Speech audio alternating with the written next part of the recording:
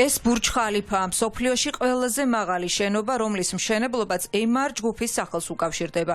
ახლა ქართული ოცნება, რომელიც არც ერთმა დემოკრატიულმა ქვეყანამ არ აღიარა ლეგიტიმურ ხელისუფლებად, მოსახლეობას მორიგ დაპირებას აძლევს, რომ ემარ ჯგუფი საქართველოში 6 მილიარდი დოლარის ინვესტიციას განახორციელებს. დაპირების განხორციელება საეჭვოდ მიაჩნიათ სპეციალისტებს.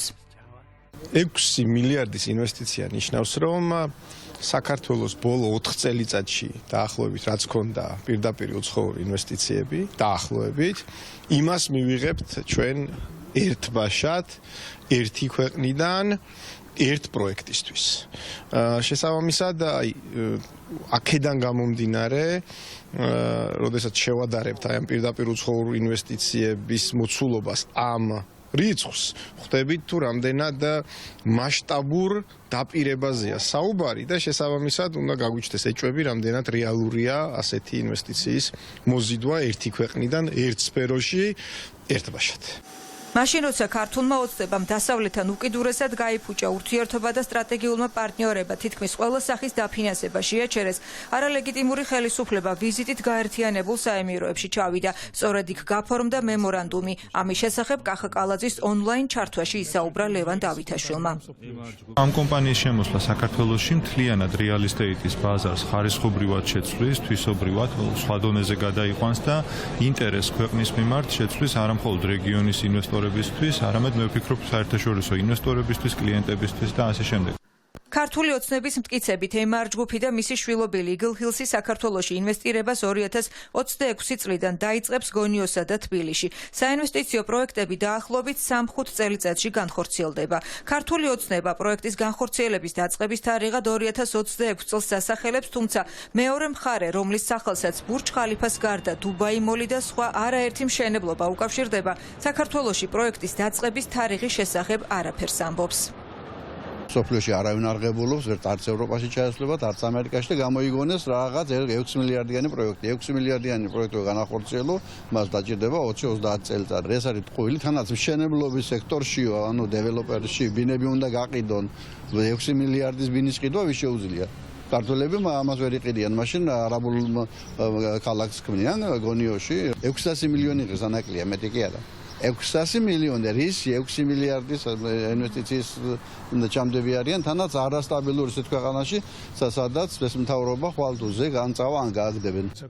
დაანონსებული 6 მილიარდიანი ინვესტიციის განხორციელება საეჭვოდ და ნაკლებად სავარაუდოდ მიაჩნიათ როგორც ეკონომისტებს, ისე ბიზნეს სფეროს წარმომადგენლებს. სპეციალისტების ვარაუდით ეს მემორანდუმი უფრო არის დიდი ალბათობით გაერთიანებული საემიროების განზრახვა და ინტერესი, რომ მაგალითად შეისწავლოს საქართველოს საინვესტიციო პოტენციალი. სპეციალისტების თქმით, ჯერ ძალიან ბევრი კითხვა, რაზეც არ აქვთ პასუხები. 6 მილიარდი დოლარი ინვესტიცია არის ძალიან დიდი თანხა. ჩვენ 2023 წელს, რომელიც ითვლება, რომ კარგი წელი იყო საინვესტიციო მიმართულებით, ჰქონდა დაახლოებით 2 მილიარდი დოლარის პირდაპირი უცხოური ინვესტიცია. ძალიან დიდ ციფრზე ვსაუბრობთ და როდესაც ესეთი დიდი ციფრი სახელდება, იქ ძალიან მნიშვნელოვანი არის, რომ ვიცოდეთ ოფიციალური წყარო დოკუმენტია, რაღაც ხელშეკრულება, რომლის ფარგლებში ეს ინვესტიცია განხორციელდება. არაბული ბიზნეს სიახლეების პლატფორმის ინფორმაციით ერთ-ერთი გონიო მარინას პროექტი ზღვისპირა ზოლში 260 ჰექტარზე განხორციელდება, სადაც სასტუმროები და პარკები განთავსდება. მეორე მრავალფუნქციური პროექტი კი თბილისში კრწანისი პარკი იქნება 590 ჰექტარზე. კომპანია უფრო დეტალურ ინფორმაციას არ ასაჯაროებს.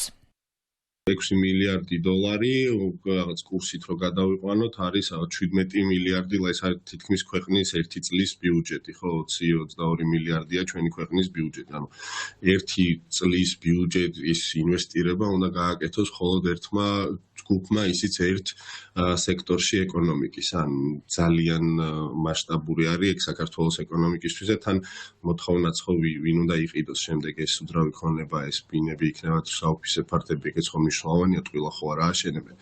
ამიტომ კითხვები არის ძალიან ბევრი.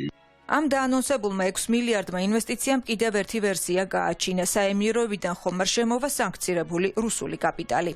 ჩემი აზრით, შანსი იმის, რომ ახლო მომავალში რუსული კაპიტალი სხვადასხვა არხებით შემოვიდეს საქართველოში არის მაღალი, იმიტომ რომ ერთი მხრივ საქართველოს სჭირდება უცხოური კაპიტალი, ქვეყნიდან კაპიტალი უფრო გაედინება, ვიდრე შემოედინება და იმისთვის რომ მაკროეკონომიკური სტაბილურობა შეინარჩუნოს სახელმწიფო, მას სჭირდება უცხოური კაპიტალი. ასევე ვიცით რომ საამიროებში საკმაოდ დიდი რაოდენობით უსული კაპიტალია მობილიზებული, ამიტომ ამის გამორიცხვა რომ საამიროების გავლით საქართველოში შემოვიდეს რუსული კაპიტალი, მე მგონი არ შეიძლება. საემიროებს ბოლო 30 წლის განმავლობაში ასეთი მასშტაბური ინვესტიცია საქართველოში არ განუხორციელებია. ამიტომ 6 მილიარდიანი პროექტის დაანონსებამ კითხვები გააჩინა, მათ შორის რამდენად რეალურია ეს დაპირება.